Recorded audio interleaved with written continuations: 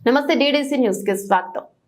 ఆంధ్రప్రదేశ్ ఆదివాసీ JAC సహా కార్యదర్శి మండల గిరిధర్ రావు మాట్లాడుతూ సిఆర్టీలను రెగ్యులైజేషన్ చేసిన విషయంలో ఒక మోసపూరిత చర్య అని గిరిజన నిరుద్యోగుల తరపున మేము సిఆర్టీ రెగ్యులైజేషన్ ను మేము ఖండిస్తున్నాం. ఎందుకంటే ఐటీడీఏ పరిధిలో కొన్ని వేల మంది గిరిజన నిరుద్యోగులు చదువుకొని ఉద్యోగాలు లేక ఖాళీగా ఎటువంటి జీవన భృతి లేక చాలా ఇబ్బందులు పడుతున్నారు. అటువంటి పరిస్థితుల్లో ఈ సిఆర్టీ రెగ్యులైజేషన్ చేయడం అనే ముసుగులో కొన్ని కోట్ల రూపాయలను ఐటీడీఏలోని పనిచేస్తున్న వంటి గిరిజనేతరులు దండుకుంటూ వీళ్ళని నాన్ ట్రైబల్ రెగ్యులైజేషన్ ముసుగులో మా ఐటీడీఏలోని ఉద్యోగాలన్నీ వాళ్ళకిచ్చి కట్టబెడుతున్నారు.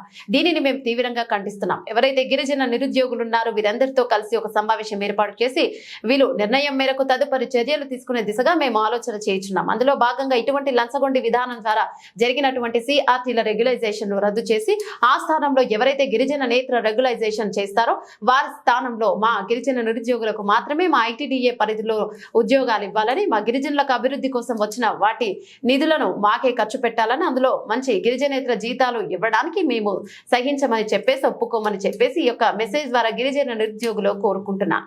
ఒకసారి ఆలోచించండి. ఇలా ఊరుకుంటే మన ఉద్యోగాలు ఊడిపోతున్నారు. కాబట్టి విషయం మీద అతి తొందరలో పార్వతీపురం ఐటీడీఏలో గిరిజన నిరుద్యోగులందరం కలిసి సమావేశం ఏర్పాటు చేసుకుని తదుపరి చర్య విధంగా చేయాలి. సిఆర్టీని రెగ్యులైజేషన్ రద్దు చేయించి ఆ స్థానంలో మన గిరిజన నిరుద్యోగులను ఎలా ఉద్యోగాలు తెచ్చుకోవాలనే దాని మీద ఒక కార్యక్రమం చేసి ఆలోచనలో ఉన్నాం. అందుకు పార్వతీపురం ఐటీడీఏ పరిధిలో ఉన్న గిరిజన నిరుద్యోగులందరూ కూడా సహకరిస్తామని ఆశిస్తున్నాం. జై ఆదివాసీ, జై జై ఆదివాసీ.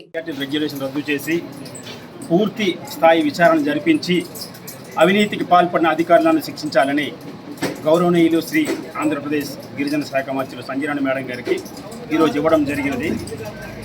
గాబు శ్రీనివాసరెడ్డి అనే డీడీ పనిచేస్తున్నటువంటి ఐటీడీఏ అధికారి సిఆర్టీల విషయానికి వచ్చేసరికి ఒక వ్యక్తి దగ్గర 3 లక్షలు తీసుకున్నట్టు అన్ని ఆధారాలు మా దగ్గర ఉన్నాయి. దానికి సంబంధించి మేడం గారికి ఇవ్వడం జరిగినది. పిఓ గారికి ఇదివరకు తెలియపరిచాము. 16/4/24 తేదీన పత్రికల్లో ప్రచురితమైంది.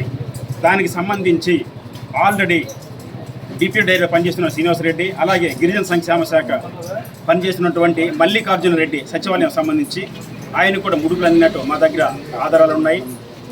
వాళ్ళపైన చర్య తీసుకొని సరైనటువంటి విచారణ జరిపి ఎవరైతే నిరుద్యోగులు ఉన్నారో అర్హత కలిగినటువంటి వాళ్ళకి సిఆర్టీ జాబులు ఇవ్వాలని మేము మేడం గారి తరఫున మేడం గారికి వినతి పత్రం ఇవ్వడం జరిగినది.